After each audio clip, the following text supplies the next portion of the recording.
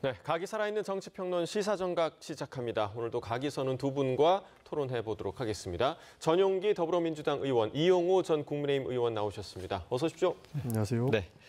자, 일단 오늘 아침 김건희 특검이 서울구치소를 방문해서 윤 전 대통령 체포영장을 집행 시도를 했지만 결국에는 무산됐습니다. 일단 좀 어떤 상황이었을까요? 그러니까 구치소 내에서 아무래도 특검이 윤석열 전 대통령을 이렇게 수사하기 위해서 데리고 나오는 과정들이 있었을 겁니다. 그러나 현행법상에서도 인치, 그러니까 직접적으로 끌고 나오는 그런 모습들은 불법 행위거든요. 그렇기 때문에 아마 무산되지 않았을까 싶은데요. 특검이 의지를 가지고 서울구치소에 도착을 해서 강력하게 요청했음에도 불구하고 당사자가 완강히 거부함으로써 무산된 상황이다. 이렇게 볼 수 있을 것 같습니다. 네, 일단 윤 전 대통령의 거부는 좀 예상이 됐던 부분이기도 한데 특검이 이렇게까지 체포영장 집행을 시도한 이유는 어디에 있다고 보십니까? 그래서 지난번에 그 내란 특검에서 한번 저런 시도를 하지 않았습니까? 당시에도 이제 그렇게 이제 체포영장 집행을 하려고 했었는데 당시에도 거부를 했었거든요. 예. 그런데 이제 이번에는 김건희 특검이기 때문에 또 다른 특검인데 여하튼 뭐 조사할 필요가 있어서 조사를 하겠다는 건데요. 기본적으로 안 하고 넘어갈 수는 없었을 거예요. 제가 보기에는. 그러니까 한 번 정도의 저런 모습을 보여줄 필요는 있었다 이렇게 판단을 할 것 같고 또 제가 보기에는 앞으로 특검도 자기들끼리 서로 뭐 이제 경쟁하고 뭐 이럴 텐데 최병 특검도 마찬가지로 저런 시도를 한번 하지 않을까 싶어요. 예. 그렇지만 이게 윤 전 대통령에 대한 뭐 국민들의 비호적인 정서에 부응도 하고 또 뭔가 특검이 국민들에게 보여주고자 하는 모습, 의지 이런 것들은 좋지만 별로 실익이 없고 또 실질적으로 저렇게 집행을 한다고 해서 가서 순순히 무슨 본인이 이렇게 진술할 가능성이 없거든요. 그래서 저런 부분은 굳이 저렇게 해야 되는가 하는 그런 부분도 좀 있습니다. 네, 실익이 없다라고 얘기를 해주셨고 만약에 또다시 시도를 하더라도 무산될 가능성이 높은데 김건희 특검이 다시 시도할 가능성에 대해서는 좀 어떻게 보십니까? 충분히 시도할 가능성이 있다고 봅니다. 실익이 없다라고 평가를 할 수도 있지만 사실상 이 부분은 모든 재판에 영향을 미칠 수밖에 없는 상황입니다. 그러니까 특검이 법원의 영장 청구에 의해서 조사를 하러 간 것이고 인치 행위를 하려고 했는데 그것 또한 완강히 거부했다는 것 아닙니까? 사실상 이 부분은 법원에서 본인의 방어권을 행사할 때 굉장한 제약 조건이 될 수 있습니다. 그렇기 때문에 윤석열 전 대통령이 무슨 생각을 가지고 안 나오겠다라고 하는지는 정확히 알 수 없으나 이 행위는 하나씩 차곡차곡 쌓이고 결국에는 본인의 방어권을 행사하는데 굉장한 무리가 있을 것이기 때문에 특검 입장에서도 100% 실익이 없다 이렇게 보기는 어려운 것이죠. 그런 측면에서 지속적으로 요구를 할 수 있는 것이고 조사를 하지 않고 넘어갈 수도 없는 부분이기 때문에 아무래도 뭐 3개 특검이 지금 2개 특검은 실패했습니다만 추가적으로 최상병 특검에서도 조사를 요구하기 위해서 이렇게 구속영장을 추가로 청구할 수 있는 여지는 남았다. 저는 그렇게 보고 있습니다. 자, 지금 윤 전 대통령이 모든 조사를 거부하고 있고 내란 재판도 참석하지 않고 있단 말이죠. 이렇게 모든 걸 거부하는 상황을 어떻게 좀 해석해야 합니까? 우선 윤 전 대통령 측은 지금 새 특검 자체가 탄생 과정부터 독립적이고 공정한 특검이냐. 그러니까 민주당이 만든 특검, 일방적으로 만든 특검 아니냐 이런 생각을 갖고 있을 거예요. 그리고 실질적으로 지금 조사하는 과정에서나 또 지금 어떤 그 끌고 가는 그런 분위기를 보면 특검들이 가지고 있는 어떤 그 프레임이나 혹은 시나리오나 이런 각본이나 이런 거에 따라서 그냥 맞춰가는 것이기 때문에 윤 전 대통령으로 봐서는 가서 어떤 본인을 방어권을 행사한다고 얘기를 해본들 먹히겠느냐 이런 생각을 하는 것 같고요. 또 요즘에 뭐 여러 가지 여러 가지 어려운 이런 상황에 있기 때문에 나가서 그렇게 출두해서 뭔가 얘기한다는 것 자체가 본인한테는 실익이 없다. 그러니 그럴 바에 차라리 다음 재판 과정에서 본인이 방어권을 행사하고 소명하는 게 맞다. 이런 전략적 판단을 하는 것 같습니다. 그런데 아무래도 특검도 단단히 준비해야 될 것 같습니다. 기본적으로 윤석열 전 대통령과 그리고 윤석열 전 대통령의 변호인들이 사실상 법률적으로는 굉장히 기술이 좋은 분들로 평가를 받고 있습니다. 왜냐하면 법 제도 안에 굉장히 깊숙이 들어가 있었고요. 사실 최고 권력자까지 했기 때문에 과거의 사례만 비추어 보아도 그러니까 구속 취소 상황 속에서도 사실상 구속이 된 것을 취소하는 사례는 크게 많지는 않은데 윤석열 전 대통령은 갑작스럽게 날이 아닌 시간으로 제시했다면서 사실상 법 기술을 이미 한번 행사하는 것을 봤거든요. 그런 측면에서 또 다른 허점을 찾을 수 있다라는 겁니다. 이런 방식 속에 과거 있었던 사례들과 함께 뭐 인치를 강제적으로 하려고 한다거나 조금의 불법 사항이 특검에서 보였을 때에는 또 그 변호인들이 그것을 문제 삼아서 추가적인 회피 가능성이 있기 때문에 아무래도 그런 부분을 노리고 있지 않을까 싶기도 하고요. 이런 측면에서 특검도 불법 행위가 없는지 그 과정 속에서 문제는 없는지를 단단히 준비하고 나가야 될 것이다. 저는 그렇게 보고 있습니다. 네, 이런 가운데 민주당에서는 특검 TF가 최근에 구성이 됐습니다. 우리 전 의원님도 포함이 돼 있으시고요. 어제 서울구치소를 찾아서 이제 관계자를 면담을 했는데 그 모습 잠깐 보고 오겠습니다. 윤석열이 사실상 변호인 접견을 빙자해서 이 에어컨이 나오는 접견실에서 휘소려 들리면서 이런 법치주의를 거부하고 그러면 건강상의 큰 문제는 없는 걸로 보이는데요. 우리 팀장님 보셨나요? 지금 수사에 응하지 못할 정도로 건강상의 문제가 있습니까? 뭐 변명이 있다면 그런 것까지는 개인정보 보호 측면에서 얘기 안 해도 되는데 수사에 못할 정도의 건강상의 문제가 있느냐 이런 정도는 개인정보 보호법과 관련이 없다고 봐요. 제가 판단하기에는 현재 수사를 받지 못할 정도로 크게 건강 상태가 악화되지는 않은 것으로 판단이 듭니다만 개인적인 어떤 주관적인 그런 증세까지 제가 다 알 수는 없기 때문에 제가 뭐 명확한 답변을 드리기는 어렵지만 제가 판단하기에 뭐 조사라든지 이런 거는 시행될 수도 있지 않을까라는 생각을 주식적으로 해봅니다. 네.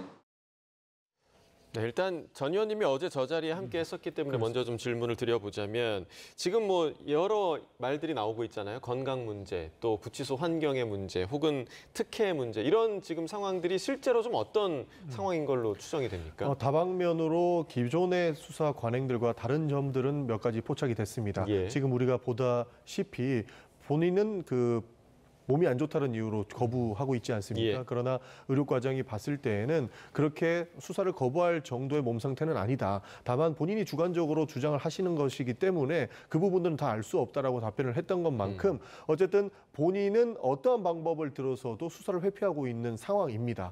그리고 추가적으로 변호인 접견실이 아닌 제3의 장소에서 실제로 변호인 접견을 하고 있었습니다. 그것은 뭐 경호상의 문제라든지 여러 가지 기타 사유들을 들고 있지만 사실상 변호인 접견은 변호인 접견실에서 이루어져야 되는데 뭐 다른 장소에서 이루어지고 있는 만큼 그 부분의 특혜를 지적하지 않을 수가 없었던 부분이거든요. 그런 차원에서 아무래도 저희 특검 TF에서 이런 부분들을 바로 잡은 활동을 하기 위해서 저 자리에 갔다 이렇게 봐주시면 좋을 것 같습니다. 지금 뭐 그 윤석열 전 대통령 측근 측에서 얘기하고 있는 것과 지금 조금 전에 녹취로 들었지만 구치소 측에서 얘기하는 것과 조금 다른 부분이 있는데 여기에는 어떤 이유가 좀 있을 거라고 보십니까? 그러니까 몸이 예를 들어서 아프다 이것은 매우 주관적인 측면도 있을 거예요. 그러니까 육체적인 어떤 뭐 암이 걸렸거나 뭐 치명적 이런 것도 있지만 기본적으로 그 마음이 도저히 허락하지 않는 정도의 상황이면 모든 걸 포기하는 이런 자포자기 심정이라고 한다면 이것도 다른 측면이거든요. 그런데 그냥 외견상 큰 문제가 없어 보인다. 이것은 그거야말로 무책임한 얘기 같고요. 또 제가 보기에는 조금 전에도 말씀드렸지만 본인으로 봐서는 그 집행 자체에 응해서 아무 실익이 없는데 그걸 나가서 할 이유가 없다는 말씀을 드리고 여기서 제가 문제를 제기하고 싶은 것은 민주당에서 이 3대 특검 특위를 만든 것 자체가 저는 이해할 수가 없어요.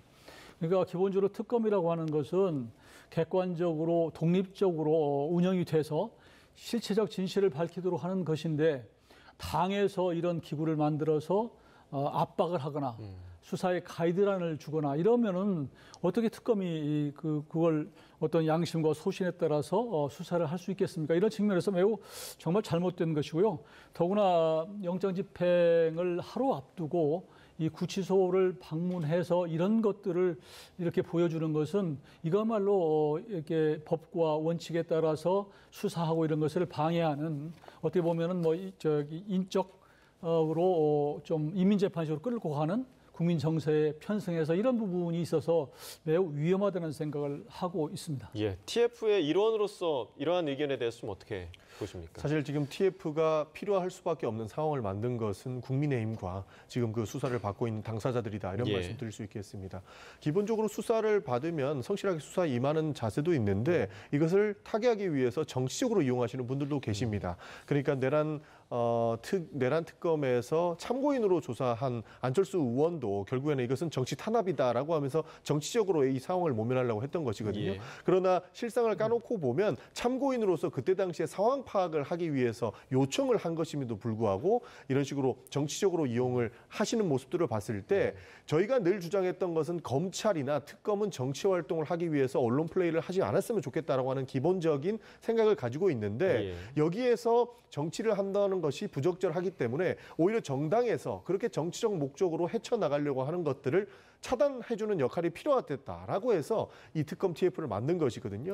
그렇기 때문에 저희는 사실상 수사에 개입할 수 있는 여지나 방법조차는 일절 없는 거라는 말씀을 먼저 드리고 이후에 정치적으로 이 국면을 헤쳐나가려고 하는 부분들을 차단하고 실제적 진실을 밝히기 위해서 돕는 역할을 특위에서 한다. 이렇게 봐주시면 좋을 것 같습니다. 지금 윤석열 전 대통령은 이미 탄핵되지 않았어요. 파면됐습니다. 그러니까 국민의힘과는 이미 끝난 상황이고요. 그리고 이런 지금 재판받고 있는 수사받고 있는 것은 사법부에 맡길 일이다 저는 그렇게 생각합니다. 그럼에도 불구하고 자꾸 당에서 민주당에서 더불어 집권 여당에서 거대 정당의 힘을 가지고 지금 외곽에서 특검을 압박하는 모습으로 보이는 것 같고요.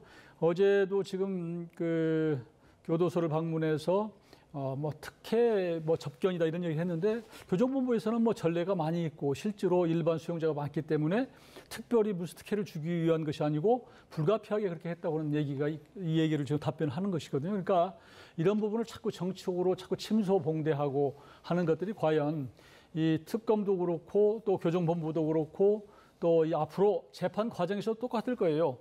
민주당이 지금까지 보여온 행태는 지난번에 조희대 그 대법원장입니까? 그 당시에도 재판하니까 청문회 한다고 그러고 나중에 탄핵한다고 그러는데 앞으로 담당 재판부에게도 이런 일을 민주당에서 안 한다? 저는 그게 보장하지 못한다는 생각을 하기 때문에 지금 보이는 여러 가지 모습은 민주당으로 봐서는 이 특검이나 재판부가 중립적이고 독립적으로 양심에 따라서 재판하는 그런 것을 지켜보는 것이 아니라 자꾸 관여를 하는 것이다. 그래서 이 결과가 나오는 것에 대해서도 과연 국민들이 얼마나 나중에 수긍할 것인가 하는 부분을 저는 제기를 합니다. 그러니까 과도하다고 말씀하시는 측면에 대해서 일정 부분 동의를 하는데요. 윤석열 정부가 내란 사태, 지금 이 사태를 만들고 난 이후에 굉장히 이상한 일들이 많이 일어납니다. 좀 전에 말씀드렸던 것처럼 조희대 대법관, 그러니까 조희대 대법원이 어떻게 대법원에서 이렇게 관례에 없었던 행위들을 할 수 있을까? 그리고 구속 취소 행태는 어떻게 이루어진 것인가? 사실상 상식적으로는 설명하기 어려운 일들이 지속적으로 일어나기 때문에 이 해당 부분들을 짚어줄 단위가 필요하다는 겁니다. 그런 차원에서 TF가 나왔다는 말씀드리겠습니다. 자, TF와 관련해서 이제 전 의원께서는 오히려 수사와 정치를 분리시키려는 그런 목적이다라고 지금 얘기를 해주셨고요. 오늘 그 명태균 씨가 두 번째로 특검에 출석을 했습니다. 공천 개입과 관련한 문제, 그리고 어제에 이어서 오늘도 특검 조사를 지금 받고 있는 상황인데 오늘 조사 전에 명태균 씨 기자들 앞에서 꽤나 구체적인 이야기를 내놨는데요. 그 발언을 좀 들어보겠습니다. 많은 분들이 저한테 물어보십니다. 여러 가지 의혹에 대해서. 강남구청장은 아십니까? 김상민은 아십니까? 신천지는 어떻게 됩니까? 2022년 5월 14일 날 그 서울시장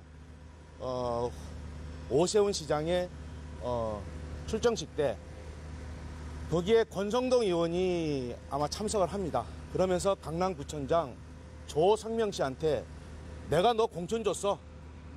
이렇게 이야기하는 것을 보신 분들이 아마 그날 참석하신 분들이 많이 저한테 연락을 주시고 말씀하신 기억이 납니다. 사실관계를 아마 파악해 보시면 될 것 같고요. 그 다음에 김상민 검사는 제가 알기로는 서정욱 변호사가 추천한 걸로 국민의힘의 모 국회의원한테 제가 전해 들었습니다. 그리고 신천지 관련된 거는 제가 윤석열 대통령과 김건희 여사하고 좀 친밀한 관계였는데 실질적인 그거는 제가 알기로는 홍준표입니다.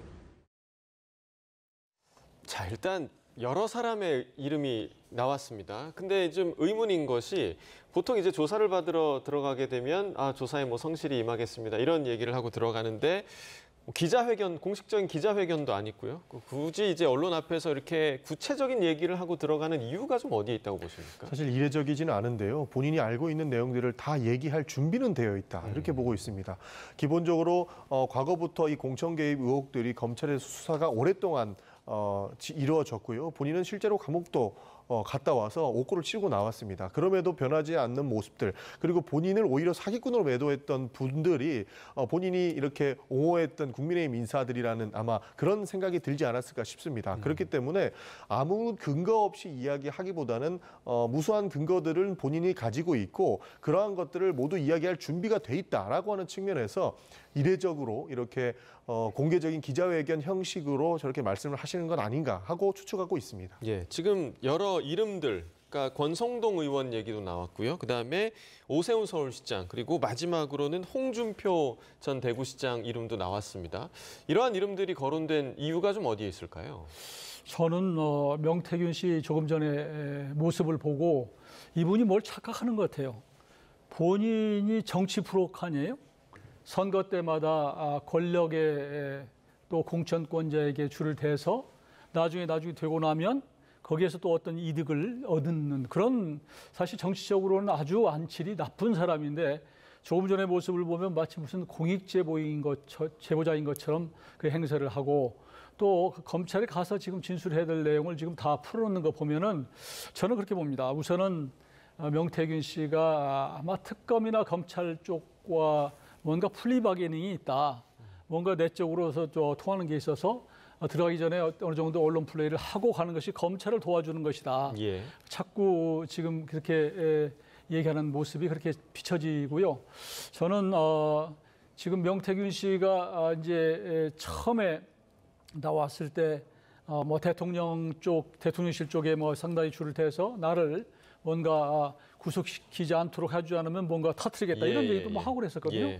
이제 그런 거에 대해서 이제는 반대쪽으로 돌아서서 지금 국민의힘을 뭔가 자꾸 문제를 제기하고 누군가 이름을 제기하면 이런 쪽으로 특검을 도와주고 본인이 뭔가 면피가 되는 이런 것으로 좀 착각하는 것이 아닌가 저는 그렇게 생각합니다. 본인은 이제 빠져나가기 위한 전략이다. 이미 지난번에 구속됐을 때 뭐 본인이 뭐 금방 죽을 것처럼 치료하지 않으면 뭐 큰일 난다 해서 지금 나와 있는 상태인데요.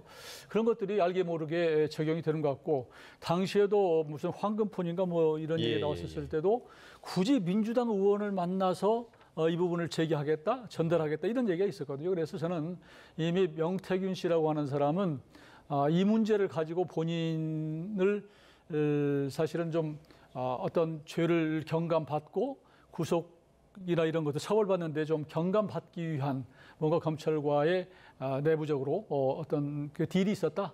저는 그렇게 판단하고 있습니다. 예, 지금 그 언급 중에 마지막에 이제 홍준표 전 시장 언급이 있었는데 최근에 홍 전 시장이 계속해서 이제 신천지와 윤 전 대통령과의 관계에 대한 그런 나름의 폭로를 이어가고 있었는데 오히려 지금 신천지와는 홍 전 시장이 더 가깝다라는 취지의 이야기를 했더라고요. 아무래도 지속적으로 보도가 나오는 내용들을 보면 신천지의 행사를 대구에서 유치한 적이 있다. 이런 내용도 나오고 있거든요. 그러다 보니 거기에서 이득을 본 사람이 누군지를 이야기하는 것 같습니다. 아무래도 홍 전 시장이 이야기하는 것들은 과거 윤석열 전 대통령과의 대통령 경선 과정에서 신천지, 그러니까 어떠한 특정 세력과 그 조직 때문에 본인이 이렇게 경선에서 패배했다라고 하는 앙금에서 나온 것이라고 보는데 그 명태균 씨가 이야기하는 거 보면 객관적 사실을 까보면 오히려 더 도움을 받은 사람들은 홍준표 시장이다 이렇게 주장을 하고 있는 것이거든요.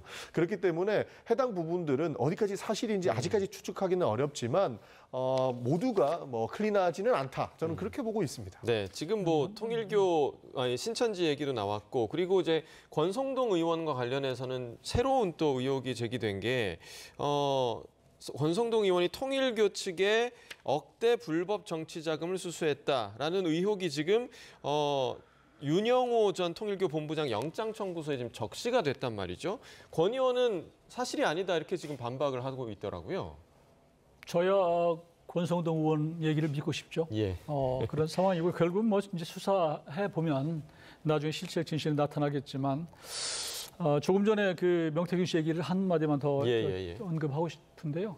지금 여러 사람의 이름을 거론했잖아요. 오세훈 시장, 또 뭐 강남구청장 이름, 그 외에 뭐 서정욱 변호사, 그리고 홍준표 시장까지도 지금 거론했는데 이건 저는 이렇게 밖에 얘기를 해놓으면 언론에 보도가 될 거 아니에요. 언론에 보도되면 특검은 이걸 수사하지 않을 수 없고 나중에 부를 거예요. 그러니까 처음부터 역할 분담한 거 아닌가. 그래서 명태균 씨가 김건희 특검에 관해서는 무차별적으로 난사를 해놓으면 그걸 특검이 가져다가 수사를 하는 이런 수순으로 가는 것처럼 보이고요. 조금 전에 이제 그 권성동 의원 건 같은 경우는 지금 뭐 통일교와 뭐 어떤 긴밀한 중간의 역할을 한 것처럼 자꾸 보도되고 있는데 본인이 검사 출신이고 또 한때는 그 카지노입니까? 강원랜드 관련해서도 사실 뭐 이제 뭐 그 취업 관련해서도 뭐 이게 억울하게 나중에 기소가 됐다가 무혐의로 무죄로 나온 경우가 있었는데 그렇기 때문에 하루 이틀 정치한 분도 아니기 때문에 저는 본인 스스로의 결백을 믿고 싶은데 그러나 하여튼 이런 상황에서 나온 것은 국민의힘으로 봐서는 참으로 좋지 않은 모습이다. 안타깝게 생각합니다. 네, 앞으로의 수사 상황을 좀 지켜봐야겠고요. 자, 이런 상황 속에서 국민의힘의 전당대회 레이스가 이제 본격적으로 막이 올랐습니다. 오늘 아침에 송원석 비대위원장 이번 전당대회를 이렇게 규정을 했는데요. 그 내용을 들어보겠습니다. 이번 전당대회는 혁신전대입니다. 모든 후보자들께서 당의 혁신과 대한민국의 미래를 위한 비전 경쟁을 벌여주시기를 바랍니다. 더불어민주당처럼 후보자들끼리 누가 더 정치보복을 잘할 것인가 이렇게 경쟁하는 막장 경쟁이 아니라 열정적이면서도 합리적인 비전과 아젠다를 내놓는 매력 경쟁을 보여주시길 바랍니다. 이제 우리 당에 윤석열 전 대통령은 없습니다. 더 이상 전 대통령을 전당대회에 끌어들이는 소모적이고 자해적인 행위는 멈춰주시기 바랍니다. 더 이상 과거에 얽매여서 과거의 아픈 상처를 소환하는 과거 경쟁을 중단해 주기를 바랍니다. 자, 그런데 이 송원석 비대위원장의 말에서 두 가지 아이러니함이 좀 있습니다. 일단 첫 번째는 혁신전대라고 이야기를 했는데 지금 그동안 혁신위원회가 두 번이나 좌초된 셈이잖아요. 그러니까 그러면 이 말과 혁신전대와 어떻게 좀 연결이 될 수 있을까? 어떻게 좀 보세요? 사실상 말로만 혁신이라는 것이 증명됐다 저는 그렇게 보고 있습니다. 기본적으로 두 번의 혁신위원회가 나왔고 그 혁신위원회에서 지속적으로 주장했던 것이 기본적인 인적 청산이었던 겁니다. 그 인적 청산을 대놓고 불편해했던 것이 국민의힘에 계신 중진 의원님들이셨고 그 청산 대상 중에 한 명으로 추측되는 게 결국에는 송원석 비대위원장 본인이거든요. 그런 측면에서 완강하게 거부했던 그 내용들이 있기 때문에 혁신전대라고 이야기하지만 실질적인 전권은 빼놓은 상황의 혁신이었기 때문에 말로만 혁신이다 이렇게밖에 볼 수 없다. 저는 그렇게 보고 있습니다. 예, 두 번째 아이러니는요. 우리 당의 윤 전 대통령은 없다 이렇게 선을 그었지만 지금 뭐 전대 국면을 보자면 다시 또 그런 국면으로 좀 가는 것 같거든요. 어떻게 좀 보십니까?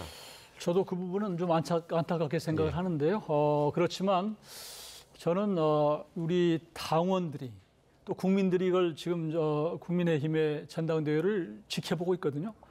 그래서 어떤 후보가 어떤 또 이렇게 사람이 어떤 행보를 하는지 어떤 발언을 하는지를 보고 평가를 하라고 생각합니다. 저는 조금 전 송원석 대표의 혁신전대라고 하는 얘기가 이번 전대가 혁신이 아니고 이번 전당대회에서 뽑힌 그 당대표가 혁신을 해나가는 그런 쪽으로 얘기를 했을 것 같고요.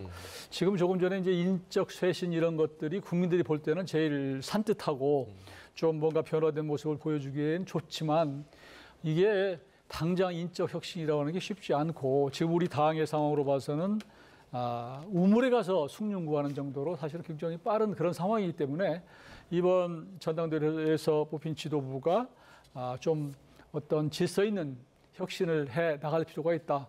저는 그리고 이번 어떤 이번에 찬탄이나 반탄이냐 친길이냐 반길이냐 여러 가지 얘기들을 하고 비판하고 있는데 그럼에도 불구하고 우리 당원들이 굉장히 현명하다. 지난 대선 후보 과정에서도 후보 단일화 안건을 결국은 부결했던 그런 당원들이기 때문에 그 당원들이 가장 지금 국민의힘이 안고 있는 여러 가지 문제를 잘 해체할 수 있는 그런 당대표를 뽑을 것이다. 저는 그렇게 보고 있습니다. 네, 자, 우리 당에 더 이상 윤 전 대통령은 없다라는 말이 무색하게 일부 후보들은 지금 각자의 행보를 보이고 있는데 그 모습 먼저 보시고 또 이야기 이어나가겠습니다. 먼저 듣겠습니다. 국민 여러분, 당원 여러분 반갑습니다. 이번에 두 번째 질문을 드리겠습니다. 네. 저는 다양한 의견에 대해서 존중합니다. 그러나 전환길 면접 받는다. 이렇게 언론 되는데 유튜브 버전의 관훈 토론이라고 생각해 주면 좋겠다. 대통령에 대해서 절연이다 이런 말씀들을 하시는데 이미 우리가 대선 과정에서 탈당하지 않으셨습니까? 뭐가 있길래 더 절연하자는지 저는 잘 모르겠고 당대표가 된다면 당의 대표로서 적절한 시점에 면회가 허용된다면 저는 면회를 가겠습니다. 저를 극우로 몰았던 분들은 이 극우 정당에 남아 계시지 말고 알아서 나가시라고요. 당원들 50% 이상이 지지해서 당대표가 됐는데 저는 거기에 나간다고 한 적도 아직 없고요. 검토를 하고 있고요. 그다음에 전환길 씨가 극우다. 나보고도 극우라는 사람 있죠. 자, 제가 이제 극좌들이 만들어 놓은 이 프레임. 저는 좌익 출신 아닙니까? 정청래 대표 여러분 1986년 10월에 건국대 그 주사파들의 총집결입니다. 그때 저는 감옥에 있었어요. 이런 사람이 극자고 이런 사람이 반미고 이런 사람이 저보고 극우라는데 여러분 믿으시면 되겠습니다. 나는 한 번도 민주당의 이러한 잘못된 프레임 여론 몰이 여기에 언론인들 넘어가시면 안 된다. 네, 조금 전에 이제 법사위 속보가 하나 더 들어왔습니다. 노란봉투법, 노동조합 및 노동관계조정법 일부 개정 법률안이죠. 노란봉투법이 국회 법사위 전체 회의를 통과했다라는 소식이 들어왔고요. 이 역시 민주당의 단독 처리로 통과가 된 것으로 조금 전에 전해졌습니다. 이 노란봉투법은 이 사용자의 범위 그리고 노동쟁의의 대상을 확대하고 또 파업 노동자에 대한 기업의 손해배상 청구를 제한하는 내용을 골자로 하고 있습니다. 그동안 여야가 상당히 좀 진통을 벌였던 법안인데 민주당의 단독 처리로 법사위를 통과했다라는 소식 전해드리겠습니다. 자, 조금 전에 저희가 좀 녹취를 봤습니다만 일단은 장동혁 의원의 행보를 좀 어떻게 보시나요? 굉장히 많이 돌아섰다라는 생각을 가집니다. 과거 한동훈계로 분류됐던 장동혁 의원이었는데 갑작스럽게 윤 전 대통령과 궤를 같이 하고 있으신 것이죠. 그러면서 극우라고 평가를 합니다만 실제로 본인이 그런 발언들을 많이 하셨기 때문이라고 저는 생각하는데요. 기본적으로 윤석열 전 대통령에 대한 비호를 가장 앞장서서 하고 있는 부분들 많은 국민들께서 이해하실지 의문입니다. 그리고 지금 전당대회를 위해서 더 정치적인 발언과 메시지의 강도가 높아지는 걸 볼 수 있는데 당원 50%가 본인이 말씀하신 것처럼 본인을 지지해 줄지 그리고 윤석열 전 대통령과의 관계를 끊어내지 않을지 그 부분을 저희는 지켜보고 있다라는 말씀 드리겠습니다. 네, 지금 이 장동혁 의원과 이제 김문수 후보 같은 경우는 이른바 이제 친윤계 쪽의 지지를 받고 있다 이렇게 지금 분류가 되고 있는 상황인데 지금 후보들의 그런 여론조사 결과를 봐도 상당히 과반 이상을 지금 차지하고 있는 것 같거든요. 이렇게 되면 국민의힘의 미래에 과연 좋을 것인가 이 부분이 좀 물음표가 생기는 것 같습니다. 그런 걱정이 없는 건 아닌데요. 지금 이 상황에서 소위 그 인적 청산을 먼저 하자고 하는 사람들 그리고 그 지난번에 광장에 나갔거나 또 윤석열 전 대통령의 그 체포를 반대한다는 이런 쪽으로 관저에 나갔던 이런 사람들을 다 쳐내면 국민의힘은 사실은 해체되는 거나 마찬가지인 거기 때문에 선후가 좀 차이가 있는 것 같아요. 우선은 김문수 후보 같은 경우는 또 장동혁 후보 같은 경우는 가능하면은 지금 있는 모든 의원들이 단합해서 협심해서 이재명 정권을 견제하는 게 첫 번째 우선순위라는 것이고 또 이제 그 친한계 쪽의 후보들은 그것보다 더 우선인 것은 우선 윤석열 정부, 윤석열 세력과의 절연을 함으로 해서 국민들의 어떤 지지를 끌어내는 게 먼저다라고 하는 것인데 저는 그게 결국은 같은 결이라고 생각해요. 우선은 지금 국민의힘으로 봐서는 어떤 것으로 가든지 간에 이미 이제 경선이 치러지기 시작했기 때문에 어차피 국민들한테 충분히 얘기를 해서 새로운 이제 후보가 뽑히면 그 후보 중심으로 탄압을 해서 이 어떤 그 혁신을 해나가고 앞으로 여러 가지 어려움을 헤쳐나갈 필요가 있다는 생각을 하고요. 다만 이제 장동혁 의원 같은 경우는 후보 같은 경우는 조금 더 전환길 쪽으로 더 가까이 가 있는 상태고 그 전환길이라는 사람이 지금 이제 상징하는 게 무슨 윤어게인 또 부정선거 이런 거 자꾸 이제 오버랩 되기 때문에 이런 것들이 장동혁 후보한테는 조금 부담이 되는 측면이 있고요. 반면에 이제 김문수 후보 같은 경우는 전환길 지금 씨와의 관계를 좀 불가근 불가원 상태로 조금은 좀 거리를 두는 상태, 그런 상태에 있어서 저는 여러 가지 이런 것들을 우리 국민들이 잘 판단하고 있기 때문에 전당대회 과정을 통해서 더 선명하게 본인들의 입장이 나올 것이고 그것을 통해서 이제 어떤 대표가 뽑히면 결국은 그 대표 중심으로 국민의힘은 하나가 돼서 야당으로서의 역할을 해 나갈 필요가 있다 이렇게 봅니다. 네, 마지막으로 짧게 민주당 당대표도 이제 내일 선출이 되기 때문에 박찬대 또 정청래 두 후보 간에 어떤 후보가 당대표로 선출이 될지 그리고 그 이후에 야당과의 관계가 어떻게 설정이 될지 짧게 두 분께 좀 말씀 여쭙겠습니다. 기본적으로 내일 전당대회에서 선출되는 것이 저는 굉장히 좀 의미 있다라는 생각이 듭니다. 기본적으로 수해복구와 관련된 시기에는 저희가 전당대회를 미루다시피 했거든요. 그렇게 수해복구에 전념을 다했고 내일 사실상 두 군데 빼고 전국에 있는 표심들이 모이기 때문에 내일 전당대회를 보고 나면은 민주당의 당 대표로서 누가 적임자인지가 충분히 나올 것 같습니다. 거기에서 가장 눈여겨볼 지점은 결국엔 이재명 대통령실과의 관계 여부고요. 사실 야당과의 관계는 지금 말씀드린 것처럼 조금 전에 45명 그러니까 윤석열 전 대통령의 체포를 저지하기 위해서 그 관저에 갔던 사람들, 이 사람들이 반성하는지 안 하는지의 여부가 가장 크게 저는 영향을 미친다고 봅니다. 그렇기 때문에 처음에는 포용의 자세로 가겠지만 반성하지 않는 곳과는 타협하지 않겠다라고 하는 분들이 두 분 다 말씀하시는 부분이기 때문에 그 이후에 추측해도 늦지 않는다는 말씀 드리겠습니다. 이 전 의원도 짧게 한 말씀 부탁드리겠습니다. 저는 뭐 새로운 대표가 누가 뽑힐지 모르지만 크게 기대를 않고요. 그렇지만 이제 그 전당대회 과정에서는 민주당 지지자들의 표를 얻기 위해서 과격한 발언을 했다 이렇게 믿고 싶기는 해요. 새로운 당 대표가 뽑히면 우선은 이재명 정부가 성공할 수 있도록 국민들과의 가교 역할을 좀 잘 해주시기를 바라고 그러기 위해서는 또 한 가지는 대한민국 국민의 한 축의 지지를 받고 있는 우리 국민의힘과의 협치라는 게 꼭 필요하다고 생각합니다. 외교에 있어서나 국방에 있어서나 그 외에 경제에 있어서도 마찬가지고 국민 통합이 기본적으로 바탕이 돼야 되기 때문에 새로운 당대표는 새로운 모습으로 야당과의 협치를 적극 나서줬으면 좋겠습니다. 알겠습니다. 내일 어떤 결과가 나올지 기대해 보도록 하겠고요. 전용기 더불어민주당 의원, 이용호 전 국민의힘 의원과 이야기 나눠봤습니다. 고맙습니다. 네, 감사합니다.